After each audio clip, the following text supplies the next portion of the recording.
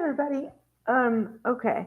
So, George Michael, he is best known for being in the group duo Wham and having a solo career.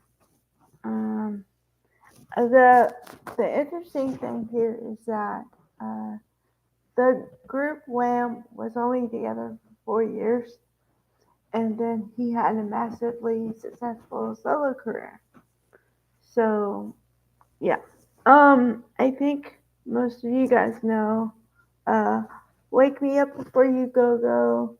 Um, and then solo career is Father Figure, Faith. Um, oh, jeez. There was one. There was one album that he did for his mother after she passed away. He dedicated it to her, and all his stuff is great. But he had a lot of times where he wouldn't write for a while, and every time that happened, and there were a few times, uh, they everybody thought he was gone away and not gonna come back, but he always did. He said in an interview, I think in the er, either the late '80s or early '90s, that he'd rather put out a good product than just put out a product. So that's why there was a big gap in times between albums. But another thing is, he always wrote all his songs, and that's very original. And a lot of people were amazed that he wrote "Careless Whisper," not because of the song, but because of his age. So they said it was remarkable that a boy or a young man his age would write a song with that much depth, because usually you have to be, I guess, double that age, you know. I think we can all relate to Careless Whisper on one level or another. So, and of course, I have to bring up a sad thing here, slightly. Um, I think a lot of people also know the song Last Christmas. And what's ironic about that is he passed away on Christmas Day. So, um, okay. But then also to get to his life, he he was just very musically inclined, and he had a lot of ideas. And I saw on YouTube a performance of "You Can't Make I Can't Make You Love Me," normally done by Bonnie Raitt, you know. But his rendition was excellent, because there were a lot of soul and passion behind it. So it's great. Um, yeah. Well, okay. Um, it's not that I didn't want to talk about this, but I didn't want to make it a main point. But when he was coming up in the music business, there was a lot of questions about his sexuality, and it's kind of funny because nowadays there wouldn't even be this much speculation or discussion about it. But yeah, there's a lot of talk about it, and he always, which I always appreciated, he put the interviewers in their place, and they said, you know, we could talk about the music, and why you want to talk about this area, I don't understand. What does that have to do with anything? So, and I agree with that. I mean, that shouldn't be a part of it, but sadly it was. But those were the times when apparently that mattered.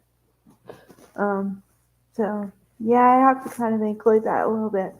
Um, but I have to say that his album that he totally changed and did like dance music is probably my favorite, because it was just different than what he had done before.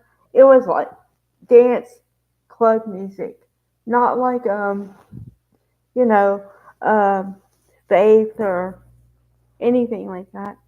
But it was just different, and it was great. I remember they played the song on the radio all the time, and I got to where I loved it. And I don't know, I'll probably end up watching the video tomorrow. Just because, also, like I always say, um, those were the days when videos mattered, and your whole your visual mattered. What you put forth in the video mattered because people would talk about it. Like, remember what he did in that video? Oh my god, I can't believe he did that in that video. You know, like, okay, there's a song. I'm just remembering this now. Uh, he called Freedom 90. Okay, um, and the different thing about that was that he sang the track, but in the video you did not see him at all. He used a bunch of famous supermodels to lip sync the video, and also that not seeing the artist was almost never done. I mean, even if the artist was in costume, you saw the artist at some point. This video, he was not in the video at all. So, just like I'm talking about it, when it came out, I remember they said, "Did you see that video?" And then they said, "He was never in the video. I've never seen that before."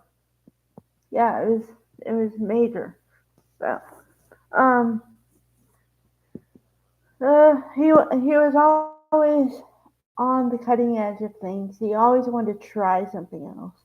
He wasn't afraid of being in one genre of music and trying another. He also did some pretty famous collaborations.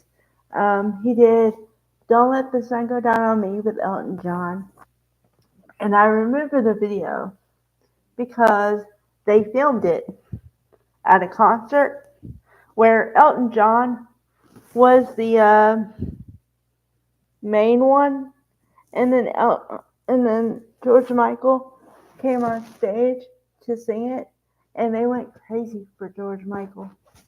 And then also he did another one. I knew you were waiting for me with Aretha Franklin in about 1985 or maybe 87. I forget. I was young, but I remember the video and I remember the song being on the radio and it being just the best thing I ever heard. So, but then again, I might be a little biased because I kind of love everything 80s and 90s. So, and some 70s in there too. Um, so I might be biased on that. Okay. Hi everybody.